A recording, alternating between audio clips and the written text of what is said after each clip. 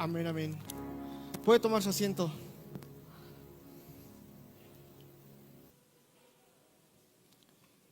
Vamos a orar para comenzar nuestra predicación. Señor, te damos gracias por esta noche.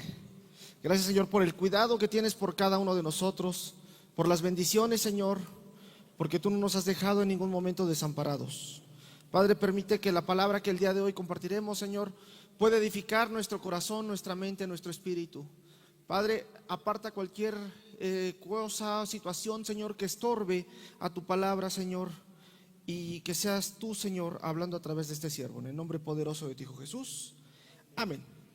Amén. Pues vamos a ver una predicación, se llama Fariseos en recuperación. Fariseos en recuperación. Vamos a Lucas 18, 9 al 14. Lucas 18, 9 al 14. Si trae su Biblia, sáquela, enciéndela y vamos a Lucas 18, 9 al 14. Dice: a unos que confiaban en sí mismos como justos y menospreciaban a los otros, dijo también esta parábola. Dos hombres subieron al templo a orar. Uno era fariseo y el otro publicano. El fariseo, puesto en pie, oraba consigo mismo de esta manera: Dios, te doy gracias porque no soy como los otros hombres, ladrones, injustos, adúlteros, ni aun como este publicano. Ayuno 2 veces a la semana, doy diezmos de todo lo que gano. Mas el publicano, estando lejos, no quería ni aun alzar los ojos al cielo, sino que se golpeaba el pecho diciendo: Dios, sé propicio a mí, pecador. Os digo que éste descendió a su casa justificado antes que el otro, porque cualquiera que se enaltece será humillado, y el que se humilla será enaltecido. Y nosotros, cuando escuchamos la palabra fariseo, inmediatamente viene a nuestra mente una persona hipócrita, una persona que es mentirosa, que dice y que no hace. Pero cuando nosotros vemos toda la historia del Antiguo Testamento, vamos a encontrar al pueblo de Israel que se le dio una ley, y esa ley constantemente la desobedecía. Una tras otra la desobedecía. Mandaban profetas, mandaban reyes, y el pueblo de Israel seguía sin obedecer. Y esto le resultó como castigo que fueran exiliados a Babilonia. Y allí en Babilonia, durante esa época, hubo un esfuerzo por seguir obedeciendo a Dios o por seguir conociendo a Dios. Pero imagínense una persona que es llevada cautiva, una persona que es llevada presa a otro país, difícilmente se va a poder llevar su Biblia, se va a poder llevar sus cosas. Entonces, algunas personas específicas tenían la función de ir instruyendo al pueblo, enseñándolos poco a poco, y ahí es donde vamos a ver a este grupo de judíos que enseñaban las escrituras, trataban de preservarlas, y cómo lo hacían si no tenían nada escrito o no tenían algo que se pudieran llevar, o a lo mejor se llevaban un rollo, no se podían llevar más. No era como hoy que agarramos nuestra Biblia y rápido nos la llevábamos, o en el celular, sino que llevaban rollos o pergaminos que se podían destruir en el tiempo, se podían perder. Y la mayoría de los estudiosos de este periodo eran algunos judíos que eran expertos en la ley.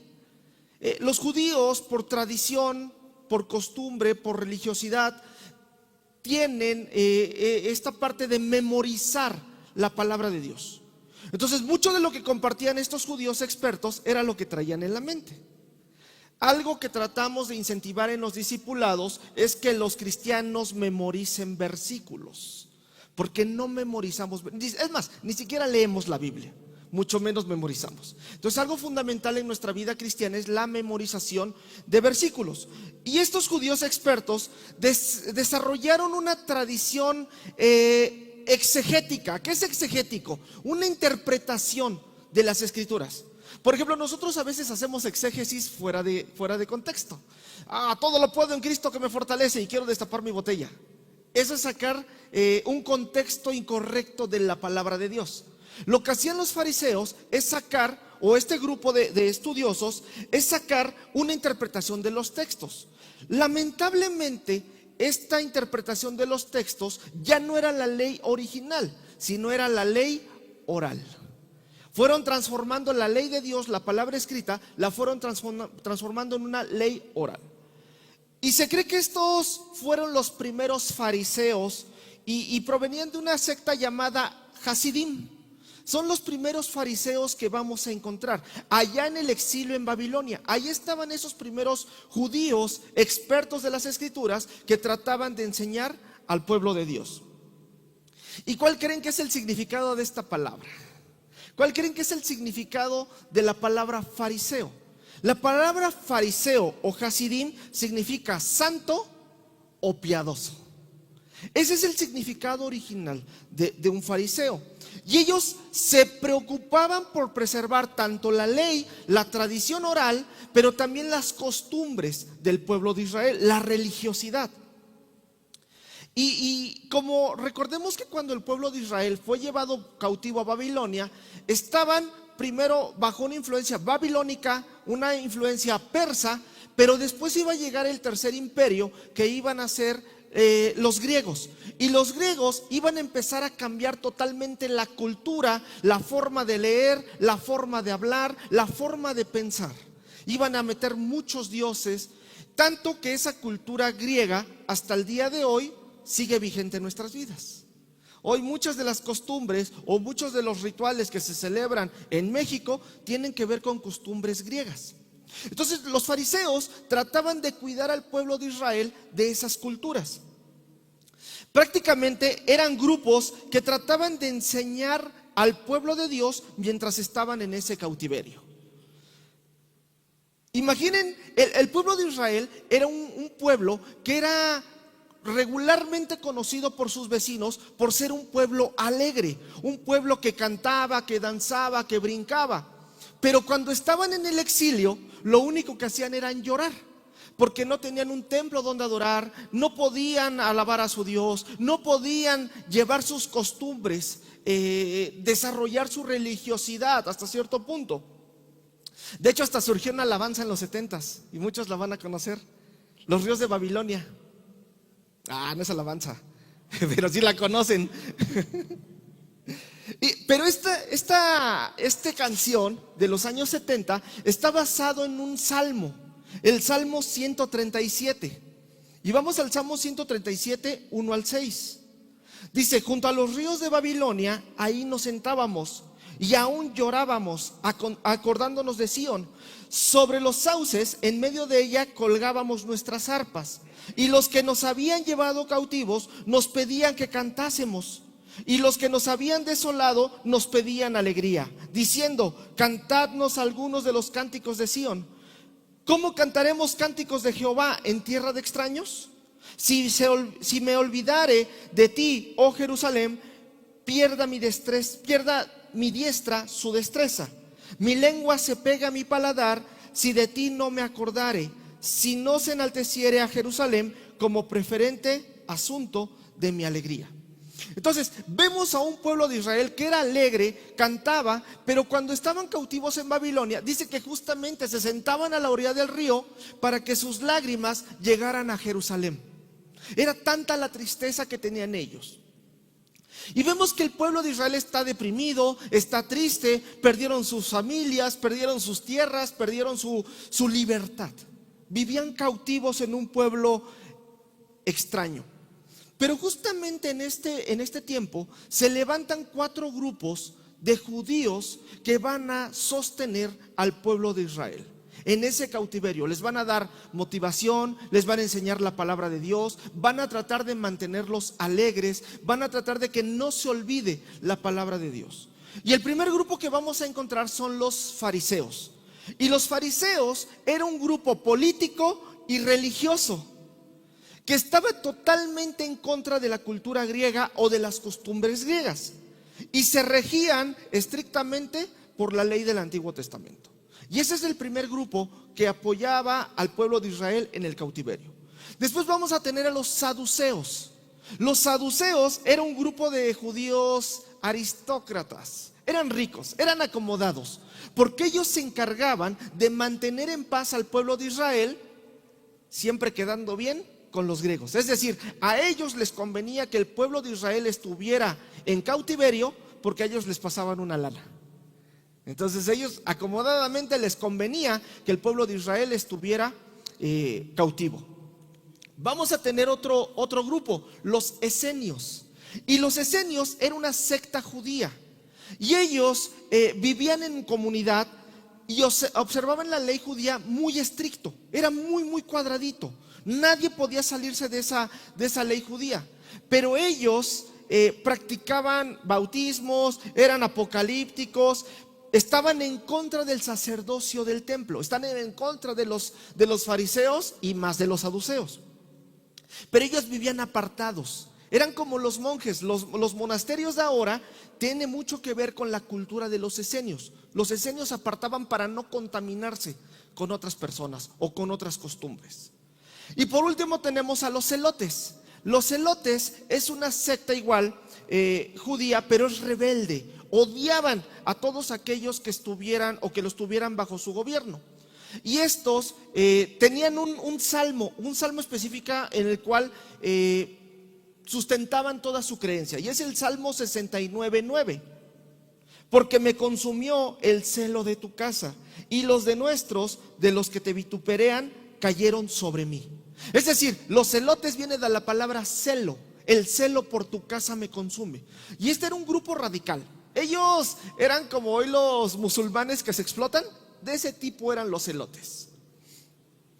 Entonces, por ejemplo, vamos a ver a alguien un celote muy famoso que caminó con Jesús, Simón el celote. Y caminaba junto a un publicano. El publicano era lo peor de lo que podía ver el pueblo de Israel. Un publicano era un judío que se había vendido a los romanos o a los griegos y recaudaba los impuestos del pueblo de Israel. Era un traicionero del pueblo de Israel. Por eso cuando vemos esta parte que leíamos ahorita, el primer versículo, vemos cómo el fariseo empieza a orar y dice: yo no soy como este publicano. Porque el publicano sí era tomado como lo peor de la sociedad. Entonces, cuando el pueblo de Dios regresa del exilio, recuerdan, estaban en el exilio, los estaban instruyendo principalmente los fariseos y los saduceos. Regresan del exilio y Esdras y Nehemías empiezan a hacer algo importante, empiezan a enseñarles. Seguramente Esdras y Nehemías aprendieron de los fariseos lo que tenían que transmitir al pueblo de Dios. Y vamos a Nehemías 8:1-3. Dice: y se juntó todo el pueblo como un solo hombre en la plaza que está delante de la puerta de las aguas. Y dijeron a Esdras el escriba que trajese el libro de la ley de Moisés, la cual Jehová había dado a Israel. Y el sacerdote Esdras trajo la ley delante de la congregación, así de hombres como de mujeres y de todos los que podían entender, el primer día del mes séptimo, y leyó en el libro delante de la plaza que está delante de la puerta de las aguas, desde el alba, hasta el mediodía, en presencia de hombres y mujeres y de todos los que podían entender, y los oídos de todo el pueblo estaban atentos ante el libro de la ley. Entonces vemos que el papel de los fariseos en el principio era algo bueno. No eran malos, no estaban corrompidos, transmitían la ley de Dios, ayudaban al pueblo de Israel, los guiaban, les enseñaban. Pero algo pasó. Vamos a encontrar estos fariseos conocedores de la ley, que al principio tenían una buena doctrina, tenían una buena enseñanza. El origen de los fariseos al principio era bueno. Y el Nuevo Testamento va a describir a los fariseos como un grupo de religiosos con 3 características principales.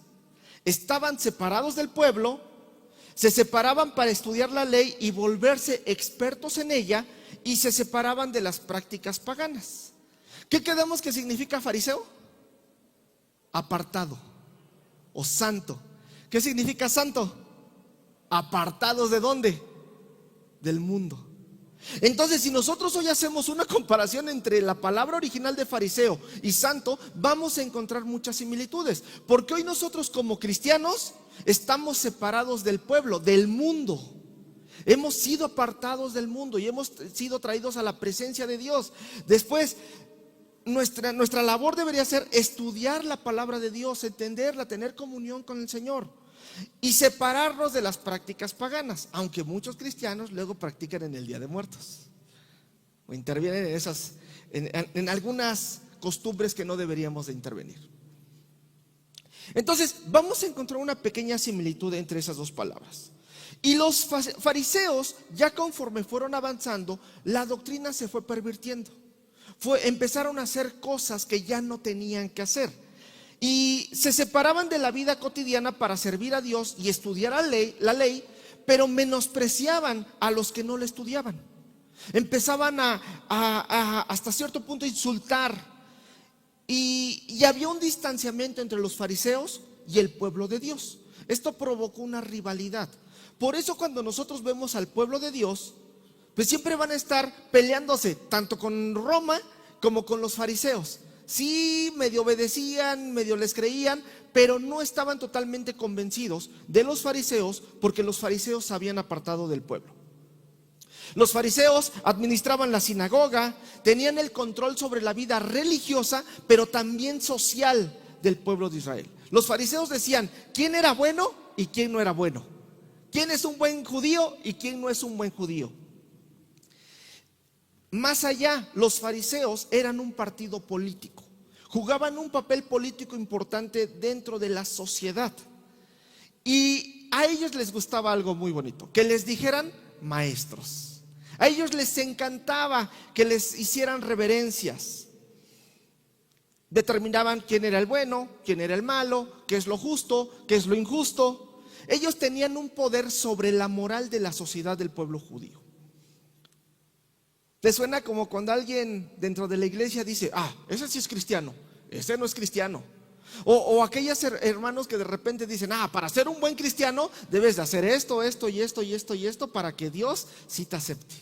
Y empezamos a poner cargas sobre los hermanos que no tenemos que poner. Los fariseos sacaron 613 preceptos de la ley de Dios.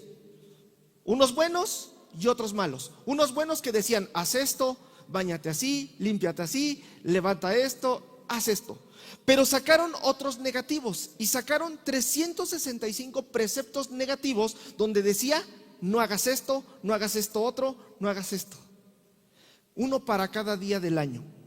Cuando nosotros vemos a Jesús predicando el evangelio, Jesús jamás le decía a las personas, no hagas esto, no hagas el otro, sino al contrario decía, haz esto, ama, perdona, ayuda, sirve. Siempre Jesús, en lugar de utilizar una connotación negativa, utilizaba siempre lo positivo. Hazlo, ve, levanta, ayuda. También se rasgaban las vestiduras en señal de vergüenza o como diciendo, no creo lo que estás diciendo, y se rasgaban las vestiduras estos fariseos. El historiador Flavio Josefo era un historiador que no era judío, él era romano. Por eso los estudios de Flavio Josefo nos van a ayudar mucho para tener certeza de lo que está escrito en la Biblia y de lo que está escrito en los evangelios. Porque Flavio Josefo, al no ser judío, daba un testimonio parcial de lo que estaba pasando con Jesús. Y Flavio Josefo menciona que por lo menos había en la época de Jesús alrededor de 6,000 fariseos dentro del partido político de la secta o la religión de los fariseos. Eran muchísimos. Entonces posiblemente en cada pueblo de Israel había por lo menos algún grupo de fariseos dominando esa región. Eran conocidos por un aspecto ostentoso. Les gustaba llamar la atención. Les gustaba ser minuciosos y celosos. Observaban todo. Si te parabas mal ya te criticaban. Si hablabas mal ya te criticaban. Si leías mal te criticaban. Si te portabas mal ya estaban atrás de ti a ver viendo qué estabas haciendo mal. Pervertieron la doctrina original de Dios a volverlo la ley oral. Es más, quisieron hacer una interpretación tan fuerte de las escrituras que ellos dejaban que una persona se muriera con tal de no contaminarse. Permitían que una persona, si necesitaba ayuda médica, decían no, porque me voy a contaminar de esa persona, mejor que se muera. Entonces, a ese punto llegaba su religiosidad. Tenían una apariencia religiosa, siempre caminaban. Oh, amados hermanos, y el sábado venía platicando con el Paz acerca de a veces algunas situaciones donde ves muchos hermanos, no, oh, Dios te bendiga, ven, aleluya, gloria a Dios. Los fariseos tenían esta apariencia religiosa. Parecía que en la iglesia que eran muy santitos, muy amén, aleluya, gloria a Dios, pero en su casa, el puro demonio. Estos hechos los llevó a tener corazones endurecidos. Los fariseos tenían ese corazón endurecido, no amaban al prójimo, a veces preferían obedecer la tradición oral que la ley de Dios. Por eso Jesús los va a confrontar con eso. Por eso Jesús tuvo que confrontarlos. Y vamos a Juan 8:39 al 47. Juan 8:39 al 47. Jesús nunca atacó a los pecadores. Jesús le decía, vete y no peques más, no sea que algo peor te vaya a pasar. Pero cuando se encontraba con un fariseo que conocía la ley, Jesús lo atacaba muy fuerte. Dice, respondieron y le dijeron, nuestro padre es Abraham. Jesús les dijo, si fueseis hijos de Abraham, las obras de Abraham haríais. Pero ahora procuran matarme a mí, hombre que os he hablado la verdad, la cual he oído de Dios. ¿No hizo esto Abraham? Vosotros hacen las obras de vuestro padre. Entonces le dijeron, nosotros no somos nacidos de fornicación, un padre tenemos que es Dios. Aquí estaban insultando a Jesús. Los fariseos conocían a Jesús y recuerden que la historia de María era que Jesús había nacido en fornicación, porque José en algún momento no lo había reconocido como su hijo, y los fariseos lo sabían porque los fariseos eran chismosos. Los fariseos se metían en todo y sabían. Y le dicen, hoy en México es una palabra o una grosería con la que más nos pueden insultar. Eres un hijo de fornicación. En otras versiones le dice, eres hijo de una prostituta. Hay otras versiones que dicen, entonces Jesús sí se enojó. Y les dice, Jesús entonces les dijo, si vuestro padre fuese Dios, ciertamente me amarían, porque yo de Dios he salido y he venido, pues no he venido de mí mismo, sino del que me envió. ¿Por qué no entendéis mi lenguaje? ¿Por qué no podéis escuchar mi palabra? Vosotros sois de vuestro padre el diablo. Y ahí sí se fue con todo Jesús. Ustedes no son hijos de Abraham, ustedes son hijos de Satanás. Y los deseos de vuestro padre queréis hacer. Él ha sido homicida desde el principio y no ha permanecido en la verdad, porque no hay verdad en él. Cuando habla mentira, de suyo habla, porque es mentiroso y padre de mentira. Y a mí, porque digo la verdad, no me creen. ¿Quién de vosotros me redarguye de pecado? Pues si digo la verdad, ¿por qué vosotros me creéis? El que es de Dios, las palabras de Dios oye. Por esto no las oís vosotros, porque no sois de Dios. Entonces Jesús atacaba muy fuerte a los fariseos, porque los fariseos eran conocedores de la ley. Eran como el cristiano que va con su Biblia, el cristiano de la secreta. ¿Han visto esa película? Va con su Biblia, pero cuando llega a su casa la mete en una bolsita para que no se enteren que es cristiano. Llega a la iglesia y ahí sí saca su Biblia. ¿Cuántos en tu trabajo saben que eres cristiano? Porque ahí sí nadie se sabe que soy cristiano. O de mis vecinos, o con mi familia, menos con mi familia, porque me van a hacer burla. Entonces, los fariseos tenían buenas intenciones al principio. Su propósito era bueno, pero conforme fueron avanzando, se fue desviando y se fue transformando en un corazón duro, una vida árida, una vida llena de religiosidad. Hoy en México tendemos a que nuestra cultura viene de religiosidad. Tanto los aztecas como la colonia española nos trajeron una costumbre de religiosidad. Por eso a veces nos gusta meterle mucho protocolo a las cosas. Es que para que te bautices tienes que hacer esto y le ponemos pasos para que se bauticen. Es que para que creas en Jesús y para que seas un buen cristiano tienes que hacer esto y ponerte de cabeza no. Dice Jesús, si confesares con tu boca y creyeres en tu corazón que Jesús es el Señor y que Dios lo levantó de los muertos, serás salvo.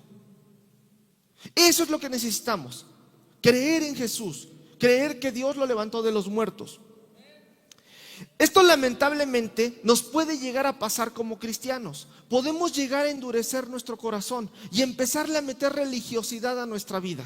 Jesús no era para nada religioso. Jesús era hasta cierto punto socialmente incorrecto. Jesús decía, no me voy a lavar 7 veces las manos. Ellos decían que se tenían que lavar 7 veces las manos, no por higiene. Los fariseos decían, me tengo que lavar 7 veces las manos, pero no por higiene, sino por una cuestión de costumbre, de religiosidad. Y Jesús decía, no, me voy a lavar una vez las manos, ya estuvo, vamos a comer. Vamos a quitarnos religiosidad dentro del ámbito cristiano. Queremos hacer todo muy protocolario. ¿Qué pasaría si un día no hay alabanza? No pasa nada. Pero habrá quienes digan, no, ¿cómo creen los persignados? Porque ¿cómo no va a haber alabanza? No pasa nada. Jesús era así. Jesús hacía las cosas socialmente incorrecto para su tiempo. A veces estos fariseos imponían cargas a la gente cuando ellos no las cumplían. Los fariseos eran hipócritas por excelencia. Pues afirmaban que amaban a Dios, pero realmente lo que amaban era la religiosidad. Amaban las tradiciones, amaban la ley, la tradición oral, no amaban a Dios. Los fariseos fingían estar apasionados por Dios, pero sus corazones estaban lejos de Él. Aquí nos podemos ver muy cristianos todos, amén, aleluya, gloria a Dios, sí, yo creo, yo cualquier palabra, amén, aleluya, está bien. Pero, ¿será que nos veremos todos en el cielo? ¿Será que todos estaremos allá? ¿Qué pasaría si Jesús viniera hoy? ¿Cuántos nos quedaríamos? ¿O cuántos nos iríamos? No. Sí, bueno, sí, Dios sabe. Pero dice la palabra, si creyeres en tu corazón y confesares con tu boca que Jesús es el Señor y que Dios lo levantó de los muertos, serás salvo. La salvación es un regalo de parte de Dios. Y yo creo que he sido salvado. Y esa creencia que hay en mi corazón va a traer salvación. Okay. Isaías 29:13 dice, pues el Señor, dice pues el Señor, porque este pueblo se acerca con su boca y con sus labios me honra, pero su corazón está lejos de mí, y su temor de mí no es más que un mandamiento de hombres que le ha sido enseñado. Hay veces que nosotros cuando pensamos en Dios, pensamos en esa figura griega, de esa persona enorme que está sentada en un trono y que nada más está viendo a ver bien quién peca para aventar el rayo. Y a veces tenemos esa idea de Dios, pero no tiene nada que ver con Dios eso. A veces por ese miedo a que nos destruya, decimos, sí Señor, yo te voy a hacer, yo te voy a obedecer. Pero Dios no quiere miedo, Dios quiere temor. Y dice la palabra en Proverbios que el principio de la sabiduría es el temor a Jehová. El temor es muy diferente al miedo. Entonces Dios busca temor de nosotros. Había muchos fariseos que creían en Jesús. Y vamos a encontrar fariseos como Pablo de Tarso, como José de Arimatea, como Nicodemo. Fariseos que creían en Jesús, pero tenían una idea distorsionada de la gracia. Creían más que la salvación se iba a obtener por la ley. Entonces cuando se acercaban a platicar con Jesús, empezaban a tener dudas de lo que realmente ellos creían. Y el mensaje del evangelio es un mensaje de esperanza, de restauración. Por eso les digo, ahora nosotros que hemos conocido a Jesús, somos o empezamos a caminar como fariseos que empezamos a estar en una recuperación. Porque tú y yo tenemos algo de fariseos. Todos en algún momento hemos criticado al hermano de al lado. Todos en algún momento hemos puesto la vara alta como para decir, para ser cristiano tienes que llegar hasta acá. Para hacer esto tienes que ser, para ser salvo tienes que hacer esto y esto y esto. Y a veces empezamos a poner cargas en las personas que no debemos de poner. Por eso debemos entender que un vaso que corta es un vaso que está roto. Una persona que lastima a otro es una persona que está dañada. Y en eso radica mucho del problema de los fariseos dentro de la iglesia. Personas que han sido dañadas durante su vida o dentro de la misma iglesia y que ahora en el momento de estar dentro del cuerpo de Cristo, como son personas rotas, al tocar a otros los van a lastimar porque están rotos. Por eso necesitamos empezar en este proceso de recuperación. Y vamos a ver algunas características de estos fariseos ahora dentro de la iglesia. Son los que dicen y no hacen. Mateo 23, 1 al 3. Entonces habló Jesús a la gente y a sus discípulos diciendo: en la cátedra de Moisés se sientan los escribas y los fariseos. Así que todo lo que os digan que guardéis, guardadlo y hacedlo, mas no hagáis conforme sus obras, pero dicen y no hacen. Estos fariseos dentro de la iglesia, algo que leemos importante, dice: estaban sentados la gente y los discípulos. No todos los que están sentados escuchando el mensaje son discípulos. Habrá unos que nada más vendrán de paso, habrá otros que solo vienen por algo específico, pero no todos son discípulos. Dice, cuando nosotros vemos estos que dicen y no hacen, encontramos una incoherencia, entre su discurso y sus actos. Se sentaban en la cátedra. La palabra cátedra es lugar de enseñanza. Ellos se sentaban en los lugares altos para enseñarle a las personas. Y dicen: hagan esto, dejen de hacer esto, pórtense bien. Pero ellos no lo hacían. Era incongruente lo que hacían con lo que decían. Estas personas también querían controlar a otros o a todos. Querían tener un control de todo. Y si no pasaba, se enojaban.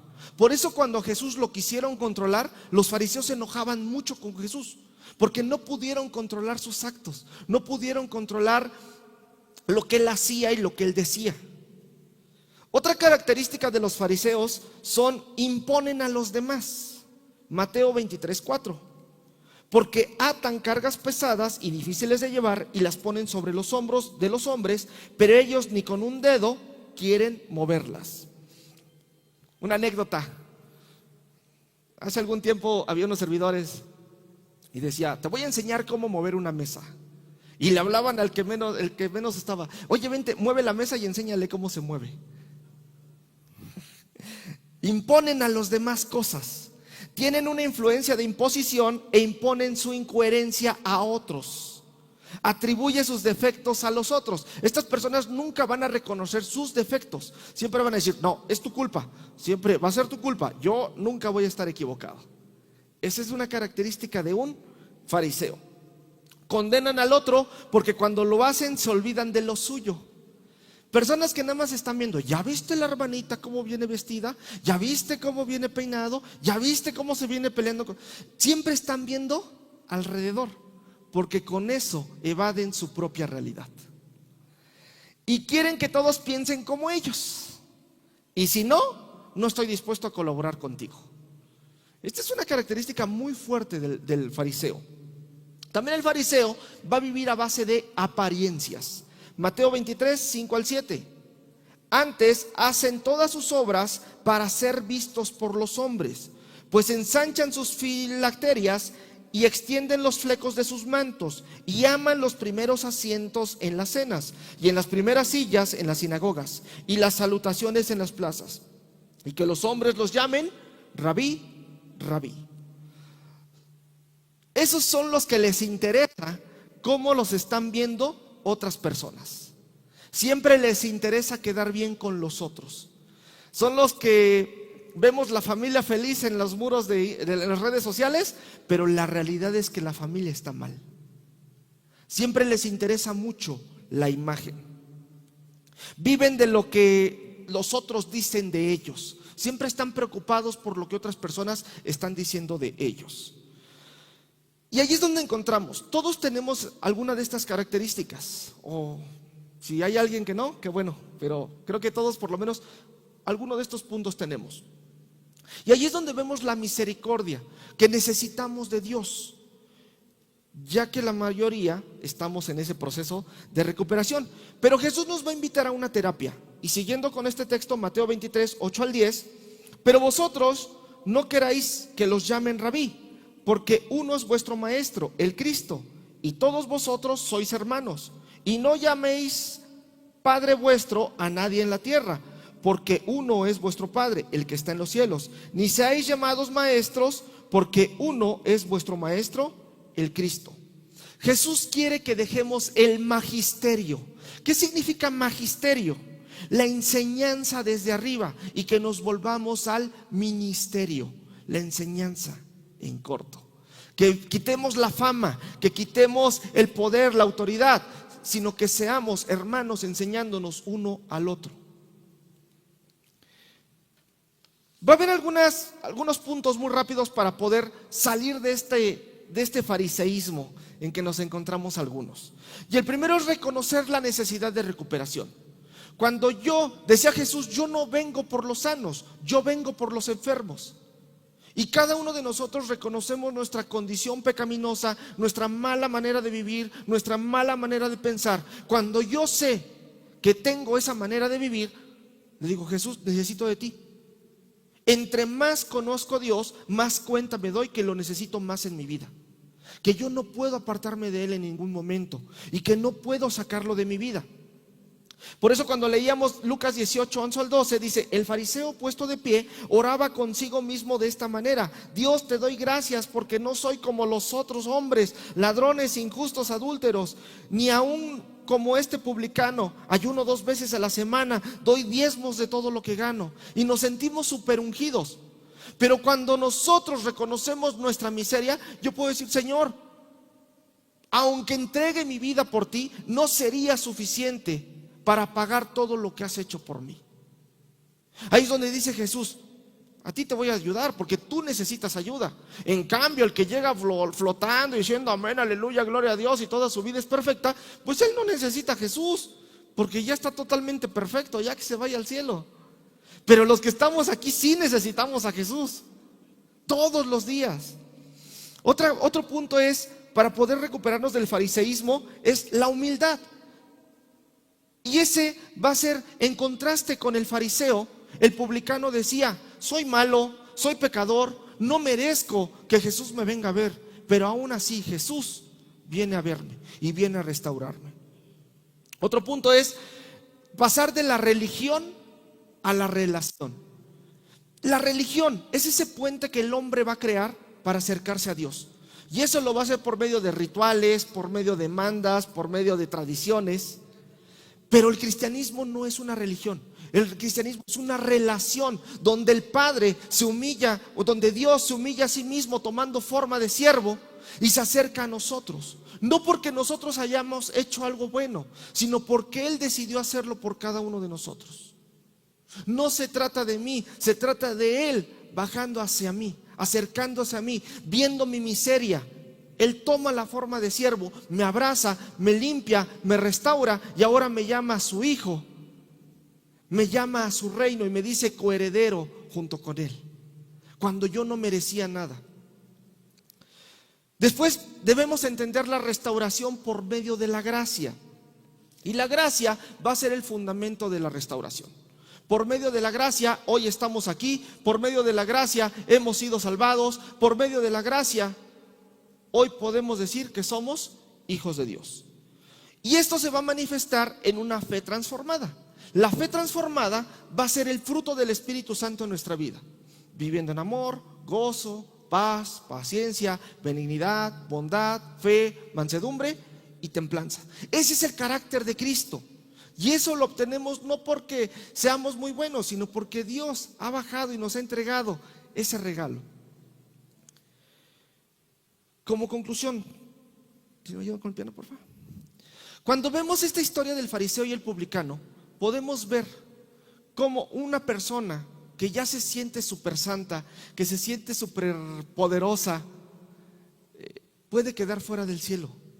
Porque dice: yo ya no necesito a Jesús, yo por lo que yo hago, soy santo y lo hago. El publicano no, el publicano dice: yo necesito a Jesús. Y vamos a ver a un personaje que pasó de ese fariseísmo a ser un discípulo. Y es Saulo de Tarso, fariseo de fariseos, entrenado, enseñado a los pies de Gamaliel,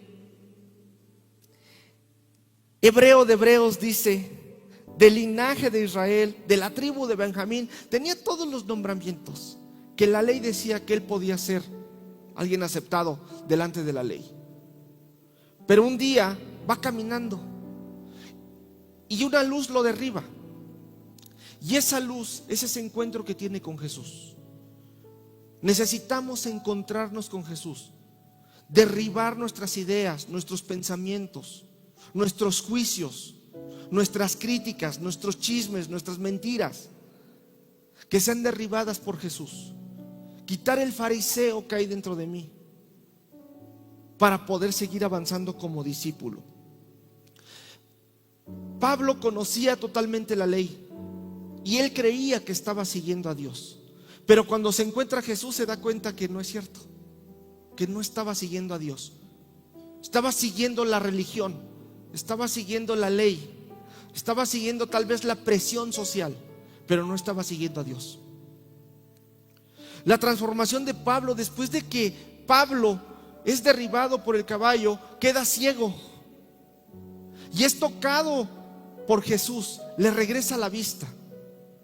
Pablo entiende en ese momento que todo lo que había hecho había estado mal, porque había perseguido a la iglesia de Cristo. Cuando se habla del aguijón en la carne de Pablo, hay quienes dicen que era un pecado, hay quienes dicen que era un demonio, hay quienes dicen que era la propia ceguera, porque no podía ver bien después de ese encuentro. Pero me gusta pensar en otra opción, y tal vez Pablo hasta cierto punto recordaba constantemente que por su causa habían muerto muchos cristianos, que por su causa Esteban había sido apedreado,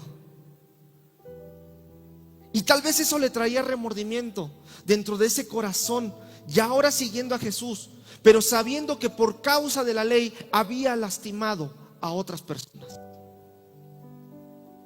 Que no nos pase a nosotros que estando dentro de la gracia de Jesús, creamos que siguiendo religiosidades, que siguiendo rituales, vamos a ser más agradables a Él. Porque Dios te ha amado desde antes de la fundación del mundo. Él te amaba cuando estabas en el mundo. Te ama ahora que eres cristiano, te ama igual. Porque por eso viene este versículo que nos sabemos de memoria, que es el primero que nos aprendemos, Juan 3:16. Porque de tal manera amó Dios al mundo que ha dado a su Hijo unigénito, para que todo aquel que en Él cree no se pierda, mas tenga vida eterna. Imagínate si lo hacemos más personal. Porque de tal manera amó Dios a mí, que ha entregado la vida de su Hijo para que yo no me pierda. Y que si yo hubiera sido el único pecador, aún así Dios hubiera enviado a su Hijo a rescatarme. Cuando lo vuelvo personal, entiendo que tengo que dejar la religiosidad. La religiosidad de nada sirve. La religiosidad solo es un protocolo. Hoy aprendamos a vivir en la libertad de Jesús. Aprendamos a vivir en ese gran regalo que nos ha dado Jesús. Vivir de gracia, vivir de misericordia y poder sanar nuestras heridas para que ya no sigamos dañando a los que tenemos alrededor. Okay. Vamos a orar. Padre, gracias Señor porque tú eres bueno. Gracias Padre porque a pesar de que nosotros nos portamos mal, a pesar de que Señor a veces queremos cubrir con religiosidades nuestra vida cristiana, tú nos sigues amando Señor. Hoy Padre queremos pedirte perdón si en algún momento hemos caído en alguna característica de religiosidad, de fariseísmo Señor. Si alguna vez hemos, ya conociéndote Señor y conociendo la gracia y tu misericordia, hemos criticado, hemos juzgado Señor, hemos caído en chismes, hemos caído Señor en poder calificar quién es más cristiano o quién es menos cristiano. Señor, hoy te pedimos perdón por esto. Nos ponemos en tus manos, Padre. Pedimos que tú sigas transformando nuestros corazones, transformando nuestra vida, Señor. Que podamos ser más parecidos a ti, Señor Jesús. Que nuestro carácter cada vez sea más parecido al tuyo. Y que podamos, Señor, dejar de lado cualquier religiosidad o cualquier fariseísmo. Te damos gracias, Señor, porque tú sigues siendo bueno con nosotros. En el nombre de Jesús, amén.